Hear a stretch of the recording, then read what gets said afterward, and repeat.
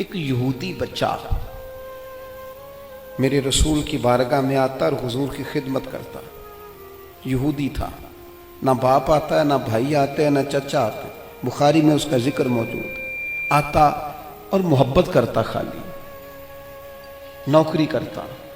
بیمار ہو گیا، قربان جائیں، اللہ کے رسول تیمارداری کرنے چلے گئے اور حضور اس کے سرانے جا کے بیٹھ گئے.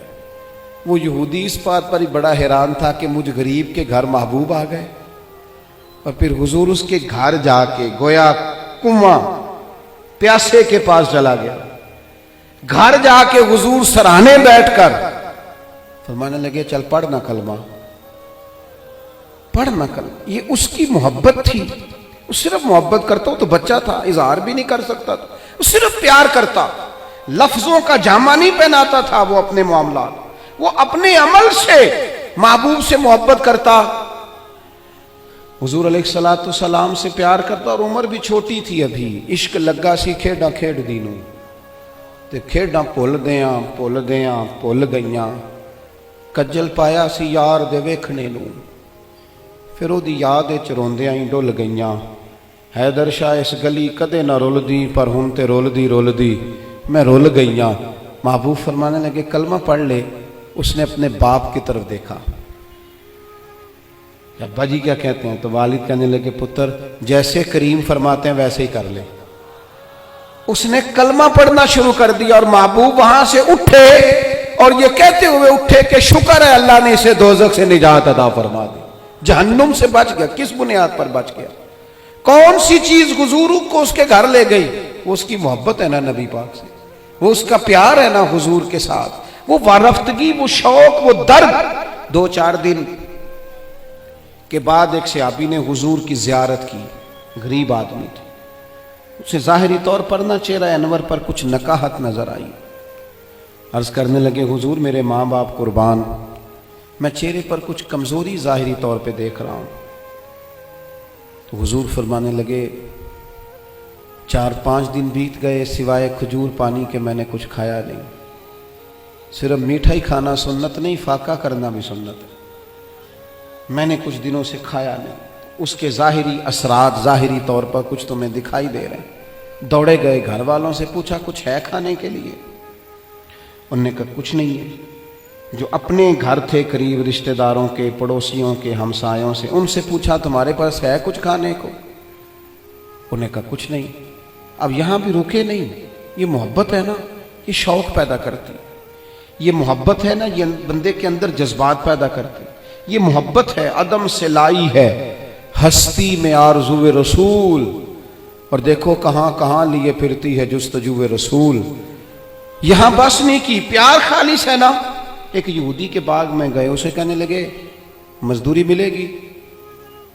کہنے لگا ہے تو صحیح پر مشکل بڑی ہے. فرمایا کیا مشکل ہے؟ کہنے لگا گرمی سخت ہے، پانی کنویں کا نیچے چلا گیا ہے، وہ نکال کے درختوں کو سیراب کرنا ہے اور کام مشکل ہے، گرمی بڑی سخت ہے، کر لو گے؟ فرمانے لگے ضرور کروں گا. اجرت کیا دے گا؟ کہنے لگا ایک پانی کا ڈول نکالو گے تو ایک کھجور ملے گی. انہوں نے اپنی چادر بچھا لی. ایک پانی کا ڈول نکالتے، بڑا گہرا پانی تھا، سخت پسینہ آتا. محنت کے بعد ہاتھوں پہ چھالے پڑ گئے. ایک کھجور ایک ڈول پر ملتی، تینوں لب دیاں آپ گواچے تے سانو اپنی خبر نہ کوئی. ساتھوں تے پارے نی ککھ گلیاں دے، سانو تے آخ دے لوگ شدائی. ننگ نموس دا ساڑ کے چولا، اساں گل پہنے ہیں تاج گدائی. او سجنا اپنا آپ گوایا ہے تاں یار نے چاتی پائی. فرماتے ہیں وہ میں نہ کھجوریں نکالتا رہا. ایک ایک کھجور جب میری چادر پر، میرے کپڑے پر کچھ کھجوریں جمع ہو گئیں تو میں نے سمیٹا، سینے سے لگائیں. خرامہ حضور کی بارگاہ میں پہنچا. کریم مسجد نبوی شریف میں تشریف فرما تھے. یہ کوئی بہت قیمتی چیزیں بظاہر نہیں ہیں، میری بات کو سمجھیے. یہ کوئی سونے چاندی کا گفٹ نہیں ہے، لیکن اس کے پیچھے جو درد ہے، اس کے پیچھے جو محبت ہے، اس کے پیچھے جو خلوص ہے، اس کے پیچھے جو وارفتگی ہے، جو شوق ہے، یہی دین کو مطلوب ہے، یہی دین کا مقصود ہے، یہی مومن کو تازہ دم رکھتا ہے. اسی سے اندر درد پیدا ہوتا ہے، اور یہی چیز ہے جو انسان کو منزل کی طرف لے کر کے جاتی ہے۔ ہم نا باتوں کی حد تک عاشق رہ گئے ہیں۔ عشق کا اظہار نہ شعروں سے ہوتا ہے، نہ باتوں سے ہوتا ہے، نہ نعروں سے ہوتا ہے، نہ جلسوں سے ہوتا ہے۔ وہ تو رات کو تنہائی میں بیٹھ کے اپنے دل سے پوچھ پیار کتنا ہے، وہ تو پوچھ اپنی آنکھوں سے کہ یہ کہاں کہاں روتی ہیں تو محبت میں کیوں نہیں روتی۔ یہ تو خالص قلبی کیفیت اور قلبی واردات کا نام ہے۔ وہ کھجوریں لے کر حضور کی بارگاہ عالی مرتبت میں حاضر ہوئے، کریم چٹائی پہ بیٹھے تھے، زمین پر تشریف فرما۔ کھجوریں جب حضور کے سامنے رکھیں تو محبوب نے یوں نظر اٹھائی، تیری ایک نظر کا کمال ہے اور میری زندگی کا سوال ہے۔ وہ کھجوریں محبوب نے ایک اٹھائی اور کھجور کو پہلے منہ میں رکھا، اور پھر ان کے سارے وجود کو پسینے میں شرابور دیکھا، ہاتھوں کے چھالے دیکھے، تو حضور فرمانے لگے اتنی گرمی میں اتنی محنت، اس موسم میں اتنی مشقت، اتنا بوجھ، فرمایا کس چیز نے تجھے مجبور کیا یہ کام کرنے پر؟ آخر کوئی جذبہ تو پیچھے ہوگا۔ کئی دفعہ بچے روتے ہوتے ہیں، کئی دفعہ ماں باپ بیمار ہوتے ہیں، کئی دفعہ بہنوں کی شادی کرنی ہوتی ہے، کئی بار گھر میں کوئی بیمار ہوتا ہے، کوئی جذبہ ہوتا ہے نا جو بندے کو لے جاتا ہے۔ اور بھائی کس چیز نے مجبور کیا؟ غریب آدمی تھے، سادے بندے تھے، گھٹنے زمین پہ رکھے تو رو پڑے، کہنے لگے یا رسول اللہ کوئی نہیں مجبور کر سکتا، ہمیں تو آپ کی محبت نے مجبور کیا ہے۔ یہ محبت ہے جو لے گئی، یہ محبت ہے۔ حضرت عمر بن جموح 4 بیٹے لے کے میدان احد میں آئے تھے، 4 بیٹوں سمیت کل کمائی انسان کی اولاد ہوتی ہے، اور خود ان کی ٹانگ ایک تھوڑی چھوٹی تھی، لنگڑا کے چلتے تھے۔ 4 بیٹوں کو حضور کی بارگاہ میں پیش کر کے تھوڑی دیر کے بعد خود بھی جنگ کا لباس پہن کے آ گئے، تو محبوب فرمانے لگے آپ کے تو 4 پتر آ گئے ہیں، تو آپ نے کیوں لباس پہن لیا ہے؟ تو عرض کرنے لگے حضور لنگڑے جنت میں نہیں جائیں گے، حضور میری طرح کے لوگ نہیں جائیں گے۔ فرمایا کیوں نہیں؟ کہا حضور پھر مجھے بھی قبول فرمائے۔ یہ محبتیں تھیں، یہ خلوص تھا۔ میں آپ سے عرض کروں، آج تک امت مسلمہ میں جو زندگی ہے، جو توانائی ہے، اور امت کی نبض جو چل رہی ہے، اس کی جو غذا ہے وہ رسول اللہ کی محبت ہے۔ اگر محبت مصطفیٰ کریم نہ ہو، ہم نے ایسے بزرگوں کے تذکرے پڑھے جنہوں نے ایک وقت دن میں روٹی کھائی اور سارا دن رسول اللہ کا دین پڑھایا، ایک وقت کھانا کھایا اور صبح و شام جد و جہد کی۔ کس چیز نے؟ حضور کی محبت نے، نبی پاک کی غلامی نے اس کام لگا دیا۔ آج نا ایک تو میڈیا کا زور، تبصروں کی شدت، اور ویڈیو میں الجھے ہوئے لوگ، اور پتہ نہیں کیا کیا دیکھتے، کیا کیا سنتے، کس کس قسم کی چیزوں کو دیکھتے اور دلوں کو سخت کرتے لوگ۔ وہ جو محبت کے سوتے تھے وہ تھوڑے سے کمزور پڑ رہے ہیں۔ ایک تو رات کو نا ہر صورت کچھ درود و سلام پڑھ کے سویا کرو، ہر صورت نا محبوب کی ایک نعت سن کے سویا کرو اپنے دل، اور یہ معاملات تنہائی میں کرو، تنہائی میں اپنے لہجے میں کچھ چیزیں ایسی پیدا کرو۔